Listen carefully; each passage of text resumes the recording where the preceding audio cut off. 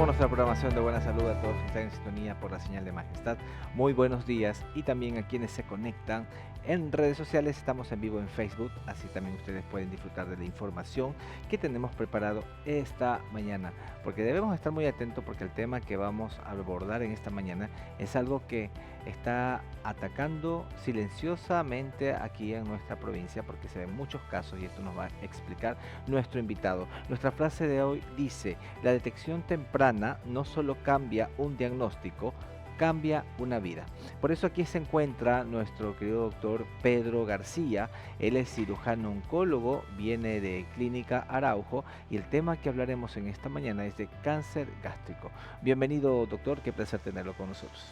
¿Cómo está? Buenos días. Y nuevamente gracias por la invitación, ¿no?, a este espacio que es de ciencia médica e innovación, que es importantísimo para la comunidad, sobre todo en Santo Domingo, que es una ciudad que está creciendo tremendamente, ¿no? Entonces, empecemos a hablar de lo importante que es el cáncer gástrico en esta población. Así es, doctor. Bueno, entremos en materia y hablemos de qué se trata el cáncer gástrico, tal vez desde dónde desencadena esto. Bueno, como lo hemos dicho en varias ocasiones, ¿no?, el cáncer en realidad es un proceso multifactorial. Es decir, que intervienen varias de las causas que al unirse desencadenan el proceso cancerígeno. ¿Sí? Hablando específicamente del cáncer gástrico, en el cáncer gástrico existen varios tipos en dependencia de las células en las cuales se origina este tipo de cáncer en el organismo. Así El es. estómago, por ejemplo, está cubierto de varias capas, ¿no? Y en dependencia de en qué se sitúa este tipo de tumores, son los varios tipos de cáncer, ¿no? Ahora, hablando de esto en nuestro medio, tal vez en nuestra provincia, tal vez a nivel nacional, ¿qué tan frecuente es esto? Bueno, desde que yo vine a trabajar acá a Santo Domingo, ha existido una tendencia muy elevada a aumentar los casos, sobre todo en los hombres, ¿no? La tendencia global es de que siempre va a ser 2 a 1 la proporción de hombres en relación a mujeres, es decir, que es más frecuente en los hombres, sobre todo pasado los 50 años de edad. Y en la población santodomingueña se ve que al menos más del 30% de los pacientes que se reciben la consulta viene por un dolor gástrico que en sí ya es un estadio localmente avanzado de cáncer gástrico, porque en realidad se trata de una enfermedad silente, ¿no?, que no provoca sintomatología inicial y cuando ya la provoca es porque se encuentra en un estadio avanzado. Ahora, usted comenta, doctor, que más se puede dar en hombres. ¿Por qué tal vez la tendencia más va a hombres y no mujeres? ¿Cuál sería el factor detonante que desencadene esta enfermedad? Sí, bueno, en realidad va más al aspecto nutricional, ¿no? A veces las mujeres cuidan más el aspecto de la dieta y los hombres nosotros no tenemos mucha como que esa conciencia de estar consumiendo frutas, verduras y más bien nos dedicamos a consumir carnes ahumadas y muchos otros factores ambientales que provocan o desencadenan el cáncer gástrico. Hablando así, entonces ya de los factores de riesgo, tenemos varios de los cuales están asociados al tabaquismo, al alcoholismo, al sobrepeso eh, y sobre todo el 90% de los casos es por la infección de una bacteria, ¿no?, que es el Helicobacter pylori, que provoca una gastritis crónica en el epitelio, en el recubrimiento interno del estómago y esto provoca a su vez una úlcera gástrica que puede desencadenar en un cáncer gástrico. Así es. Usted nos comenta acerca de esta bacteria que es muy común, que muchas personas optan por el tratamiento del Helicobacter pylori. Esto, como usted dice, los factores de riesgo hay que mirar desde ahí, partiendo desde allí, por ejemplo, como usted dice, tal vez ciertos hábitos que uno puede tener sean hábitos que hagamos normalmente como algo normal y en este caso también la mala ingesta de alimentos. Si una persona presenta tal vez esta situación, como por ejemplo el llamado Helicobacter pylori, que es una molestia gástrica que da, y esto a veces a veces por no alimentarnos correctamente, ¿no? ¿En qué momento debemos nosotros acudir al médico para cuando estamos presentando este síntoma, que tal vez lo podemos ver tan ingenuo, pero sin embargo tal vez puede desencadenar una enfermedad a futuro? Sí, bueno, En Latinoamérica toda la población latinoamericana tiene que realizarse ese control porque no tenemos como que una educación de primer mundo, sobre todo al momento de preparación de alimentos, alguna cosa que, que en realidad se encargue de evitar esas infecciones bacterianas. Pero la alimentación, casi toda la población ecuatoriana en realidad tiene esta infección por Helicobacter pylori. Y es algo fácil de tratar con antibióticos de manera trimodal. Se usan 3 antibióticos, sin embargo es, como le digo, fácil de tratar y fácil de diagnosticar. Se puede realizar no solamente por endoscopía, sino en realidad es una prueba en sangre que determina o el antígeno de manera directa o los anticuerpos para determinar la presencia del Helicobacter pylori. Y ya una vez establecida la causa, nosotros podemos dar un tratamiento y con esto evitar el riesgo, ¿no? Porque como le había dicho, del 90 al 95% del adenocarcinoma gástrico, que es el más común, es provocado por el Helicobacter pylori. Y solamente un 5% del resto de las posibles causas es ya factores genéticos y otros tipos bueno, estirpe histológica en el cáncer gástrico, que son menos frecuentes. Doctor, eh, ¿cuál sería tal vez el síntoma que no deberíamos ignorar nosotros si es que estamos pasando por algo que tal vez nos lleve a otra cosa? Bueno, como ya les había dicho, es una enfermedad silente. Eh, en etapas iniciales en realidad no hay síntomas. No hay síntomas y he ahí la desventaja que tenemos, ¿no? Todos, prácticamente porque en cualquier persona se puede desarrollar. Eh, Cuando ya presenta una persona un dolor tipo punzante o a veces un dolor tipo sordo en el epigastrio, que es justo aquí en la boca del estómago, eh, sensación de llenura, náusea, vómito, o sea, son síntomas que son muy generalizados, síntomas y signos muy generalizados que puede corresponder a cualquier otra patología, pero también a un cáncer gástrico. Entonces, no ignorar sobre todo el hecho de una llenura gástrica, la baja de peso, la importancia de ver en las heces si es que hay una coloración negruzca, lo que se conoce como melenas. Si se presenta cualquiera de estas sintomatología, inmediatamente tenemos que hacer una endoscopía. Al menos pasado los 40 años, todas las personas deben realizarse una endoscopía digestiva alta y con factores de riesgo incluso mucho antes, ¿no? Con factores hablando ya de manera hereditaria.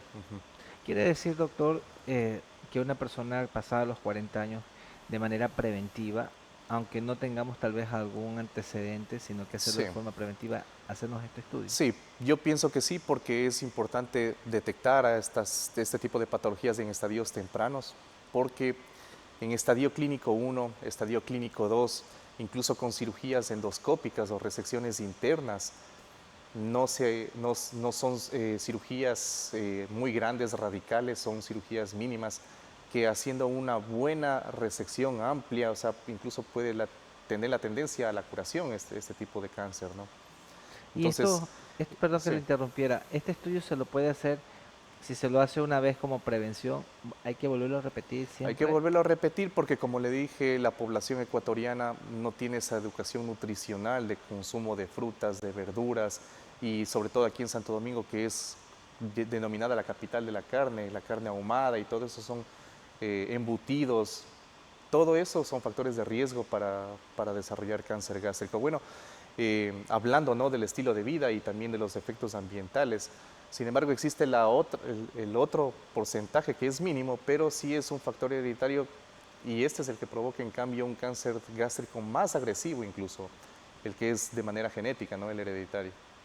Ahora, ya hemos hablado de que esto puede ser provocado por algunas situaciones, por mala ingesta de alimentos, Ujú, porque tal vez no le tomamos muy en cuenta, tal vez si ya tenemos un pequeño síntoma de un helicobacter, por decirlo así. ujú. Doctor, si una persona que de pronto usted dice que es una enfermedad silente, si una persona se hace una endoscopía, digamos, y y presenta tal vez otros antecedentes como por ejemplo las heces fecales un poco más oscuras, etcétera, lo que usted comentaba mismo.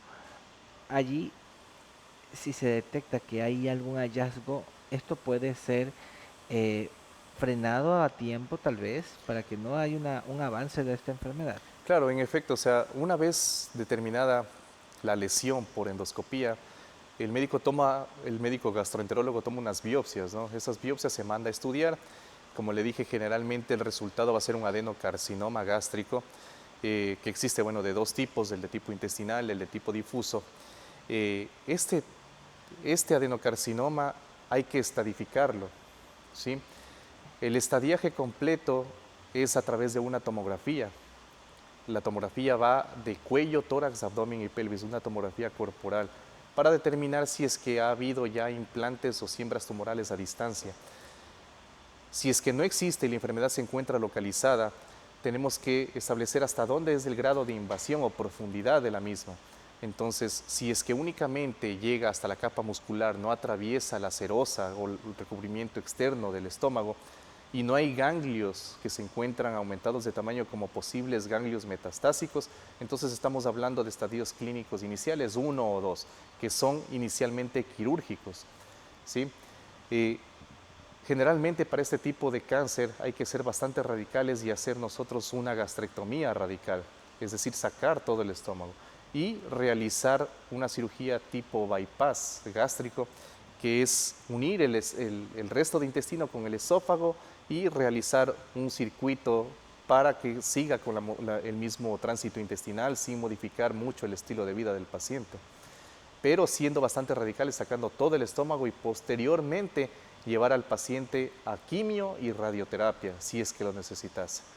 O sea, es bastante complejo esta situación, si es que lo vemos ya desde este punto, en el caso de que usted como profesional siempre está tratando a este tipo de pacientes. Algo que puede ser también considerado mediante esta entrevista de este doctor es, por ejemplo, que nosotros también sepamos qué alimentos tal vez sean aquellos que afecten. Usted ya lo generalizó y dijo que Ujú, somos tal vez muy pocos en no consumo de alimentos como vegetales, como eh, frutos, pero ujú. hay alimentos que de pronto puedan afectar a personas que estén pasando por esta situación, tomando en cuenta de que ellos no tienen el conocimiento de que tal vez lo tengan. Claro, o sea, en realidad la alimentación por sí sola no es un factor que desencadene de manera directa el cáncer gástrico. Sí, como lo había dicho, se asocian varios factores, por eso es una causa multifactorial, ¿no? Entonces, si son varios los desencadenantes que en realidad resultan en un solo trayecto que va a ser al final el cáncer gástrico, eso es lo que involucra en todas las causas para desarrollar el cáncer, no solamente una, no solamente la mala alimentación, sino esto asociado al tabaquismo, asociado al alcoholismo, asociado a la infección por el Helicobacter pylori, asociado a muchos factores de riesgo, inclusive estudios han demostrado que el mismo factor o grupo sanguíneo A positivo ya es en realidad un factor de riesgo para desarrollar 3 a 1, aumenta 3 veces el riesgo para desarrollar cáncer gástrico.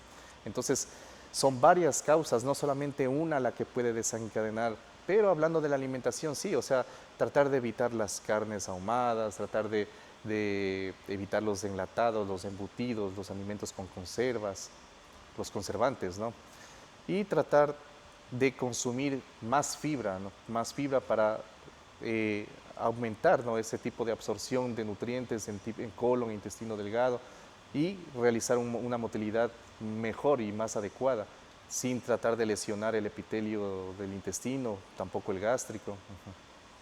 Ahora, doctor, por ejemplo, las personas que están viendo a través del programa se pueden estar preguntando, ¿cómo puedo entonces yo darle una mejor salud a mi estómago? ¿Cuál es la forma de protegerlo, tal vez? Bueno, hablando de manera ambiental, no exponerse al humo del cigarrillo, no fumar, no beber alcohol, al menos realizarse pruebas para anticuerpos del Helicobacter pylori y recibir un tratamiento oportuno. Eh, También, si es que tiene el antecedente familiar, acudir a los controles al menos cada año para una endoscopía y no consumir muchos AINES, que son los fármacos que evitan la producción de prostaglandinas en el estómago, y eso es un protector gástrico. Es decir, pacientes que toman de manera crónica medicamentos como el ibuprofeno, el diclofenaco, el ketorolaco, es decir, todos esos medicamentos que quitan esa cobertura y protección gástrica, tienen más tendencia a desarrollar úlceras gástricas y por ende cáncer gástrico. Hablando ya O sea, en realidad, ¿de qué podemos hacer? Es algo muy ambiguo para responder, ¿no? Y muy controversial para decir por qué. Porque eh, cuando ya está establecido el cáncer, no se respeta ni ración social, ni estatus social, ni raza, religión, absolutamente nada. Hay que llevar a cabo un buen control inicial y si se lo detecta en estadios tempranos, pues va a tener más opción curativa que control de enfermedad. Así es. Estamos hablando de cáncer gástrico con el doctor Pedro García. Pues hemos visto ya mucha parte respecto a cómo se puede presentar esto, pensando que es una enfermedad silente, pero que al ser silenciosa tal vez y que no pueda manifestar ciertos síntomas, tenemos que tomar en cuenta o considerar que realmente puede haber un problema en nosotros y más si es que podemos tener antecedentes familiares, como ya lo dijo nuestro querido doctor. Al regresar de la pausa, vamos a seguir hablando de este tema y también abordar un poco respecto al tratamiento cuando ya es un cáncer detectado y si este es un detonante tal vez que no hay cura o tal vez si hay forma de frenarlo de alguna u otra manera como ya lo está comentando el doctor mediante tal vez la prevención. Vamos a la pausa. Estamos en vivo en Buena Salud gracias a la señal de Majestad con el doctor Pedro García hablando de cáncer gástrico. Mi querido doctor, ¿cuál es el tratamiento cuando ya las personas son diagnosticadas con esto? Esto también va en fase, digamos Sí. así, tal vez cuando para conocer un poco respecto a esto. Sí, bueno, el manejo del cáncer, como yo siempre lo he dicho, está establecido ya por años y años de estudio. Entonces existe un protocolo de manejo, existen guías de práctica clínica internacional, guías americanas, europeas, de la NCCN o de la ESMO, y todas hablan prácticamente lo mismo, ¿no? El manejo del cáncer siempre va a ser estadificado inicialmente para un posterior tratamiento. Cuando se trata de estadios iniciales, estadio clínico 1, que es decir, que el tumor se encuentra localizado, es pequeño dentro de la membrana que recubre, digámoslo así, la parte interna o la capa más interna del estómago, entonces se puede hacer una resección, incluso como le dije, endoscópica, sin necesidad de abrir o hacer una cirugía laparoscópica, nada. Estadio clínico 2 es cuando ya un poco más avanza hacia la capa muscular, sin atravesar todo el espesor de la pared gástrica y también se puede realizar una cirugía ya un poco más agresiva, que es la gastrectomía, y con un vaciamiento ganglionar, evitando así que la enfermedad se propague y controlar mejor tanto la supervivencia como la recaída tumoral a futuro. Siempre en estadio clínico 1 y 2 se realiza la cirugía y posteriormente se somete al paciente a quimioterapia. La quimioterapia también es en base al tipo o estirpe histológica que presenta el cáncer gástrico, porque el cáncer gástrico también existe con nombre y apellido. Existen varios tipos de cáncer gástrico. Como le dije, el más común es el adenocarcinoma, que a su vez se subdivide en un tipo intestinal, un tipo difuso. El tipo intestinal es como que más localizado, crece de manera más organizada. El de tipo difuso, como la palabra mismo lo dice, es más difuso. Y a su vez este tiene varios subtipos, entonces el médico oncólogo, el oncólogo sobre todo, y ahora hablando de oncología clínica, se encarga de ver cuál es el nombre y el apellido de ese tumor, porque existen terapias dirigidas para tratar específicamente estos tipos de tumores de independencia de las células que están atacando. Existe, por ejemplo, marcadores moleculares que se realizan luego de la cirugía, es decir, yo opero un paciente, saco el estómago, eso mando a patología. El patólogo me dice que es un adenocarcinoma, pero tiene que saber con qué marcadores, con qué receptores moleculares se encuentran en estas células. Puede determinar la presencia de HER2, la presencia de mutaciones genéticas, PDL1, PDL2. Y en base a esto, el oncólogo clínico necesita saber específicamente esa biología molecular de las células tumorales para atacar las células con quimioterapia específica. No a todos los pacientes con cáncer gástrico se les da el mismo tratamiento, va dirigido porque, como le dije, las células son totalmente diferentes y los receptores que expresan este tipo de células tumorales también son diferentes. Entonces, los oncólogos clínicos es un manejo bastante complejo, es un manejo bastante amplio, es multidisciplinario, pero lo que se trata de obtener al final es el control de la enfermedad. En estadio clínico 1 y 2 incluso se puede curar la enfermedad. Estadio clínico 3, 4 ya son estadios más avanzados donde la enfermedad ha salido del estómago y ya invade ganglios, y en estadio clínico 4 se va a hígado, se va a pulmón, a otras partes del cuerpo, y ya prácticamente no se trata de pensar en una opción curativa, sino más bien solo de control o frenado de la enfermedad. Y esto hay que tomar muy en cuenta porque realmente si ya estamos pensando que existe algún problema de salud que puede estarnos comprometiendo, ahí es cuando nosotros tenemos que buscar la ayuda o en este caso la guía. Estaba leyendo ahorita en Facebook una paciente comenta que a veces se hacen estos estudios, me imagino que debe ser en la parte pública y que pues demora mucho tiempo para que ellos puedan obtener un turno o puedan ser llamados para un tratamiento, porque ¿de qué vale si yo me hago un estudio, tal vez considerando de que tengo tal vez un problema de salud y que no me den después el seguimiento como tal? Entonces, estos espacios son para concientizar también mucho Sí, también sí. nuestra salud y en todo caso a veces en esta parte también se ve mucho, tal vez estos avances, que no se encuentre la enfermedad en estadio 1 y 2 como usted lo está comentando y llegue un paciente ya en 3 y 4 cuando tal vez desde el inicio lo estaba buscando ser tratado. ¿Cuál sería tal vez nosotros la forma en que nosotros como usuarios de la salud, tal vez quienes tal vez no podamos acceder a una parte privada y van por la parte pública? ¿Cómo es esto que tal vez puedan las personas buscar y insistir para poder obtener un tratamiento oportuno, adecuado y obviamente que no sea un avance de una enfermedad catastrófica? Bueno, lo que usted acaba de mencionar en ese momento es una realidad bastante triste, ¿no? Y, y es algo que yo lo pude palpar porque yo trabajé bastantes años en el Hospital Eugenio Espejo, en Quito. Y no solamente pienso, ¿no?, que sea la parte del Ministerio de Salud Pública, sino también del IES. Algo importantísimo que usted acaba de decir es que muchos pacientes sí tienen esa educación, esa cultura de examinarse, llevarse a cabo los controles y todo eso. Se detecta la enfermedad en estadios iniciales y llegan, digámoslo así, o sea, a la parte pública, ya sea IES, MSP, y como tienen tanta afluencia de pacientes y son diagnosticados, ellos llegan al tercer nivel para ser manejados por oncología en estadios iniciales, pero para recibir un tratamiento quirúrgico existe una lista de espera. Y esa lista de espera va de alrededor de unos 2 meses, 3 meses.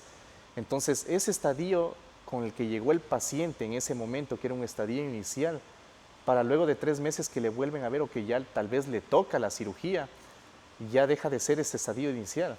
Tal vez ahora ya se encuentra en un estadio más avanzado y cambia el tratamiento. Ya no va a ser la cirugía la alternativa, sino ahora tiene que recibir neoadyuvancia, que es la quimioterapia, y después de la quimioterapia ver si es que el tumor se reduce para poder operar al paciente.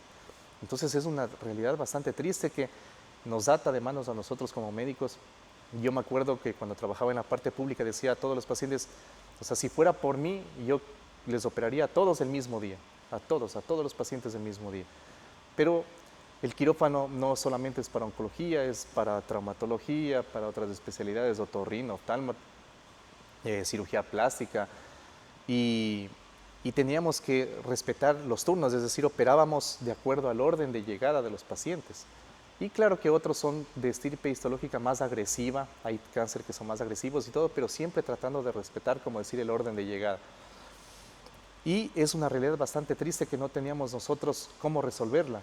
Entonces, pacientes que eran diagnosticados de manera inicial y que pudieron haberse salvado, porque esa sí es la palabra, pudieron haberse tratado a tiempo, controlado su enfermedad, curarse, le hemos llamado a los 3 meses y a los 3 meses ya no era quirúrgico, ya era para quimioterapia, para otro tipo de tratamiento. Entonces teníamos muchas limitaciones de ese tipo y tratar de solventar eso no sabíamos cómo hacerlo. Nosotros, o sea, por nuestra parte, no por parte de ministerios ni nada de eso, sino como médicos, oncólogos, hacíamos campañas, trabajando los fines de semana, trabajábamos sábado, domingo, fines de semana seguidos, para salir rápido de esa lista de espera. o sea, sin recibir paga alguna por parte del ministerio y nada, o sea, lo hacíamos por nuestra propia cuenta. Yo ya dejé de trabajar de la parte pública y ahora en la parte particular también veo la otra, en cambio, la otra cara de la moneda, la otra limitante, que es la parte económica, porque son tratamientos que sí tienen su costo de manera particular.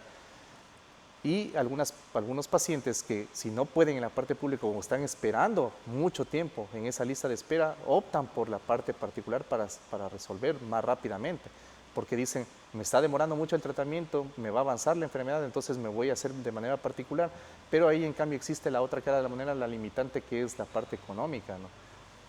Así es, y de verdad que esto, como ya sabemos, hay que hacer conciencia un poco respecto a esto y que las autoridades también tomen mucha carta en el asunto cuando pasan estos problemas, sobre todo con enfermedades catastróficas que necesitan ser tratadas inmediatamente. Doctor, por falta de tiempo, pues ya se nos fue el tiempo y quería hacer unas preguntas más, pero es importante que usted también nos pueda hacer la invitación al televidente que ve el programa, que ustedes también como usuarios en la parte particular, como Clínica Araujo creo que es, Ujú. eh, ¿cuál es la invitación que usted haría para que un paciente acuda a consulta y tal vez pueda prevenir tal vez alguna enfermedad como esta?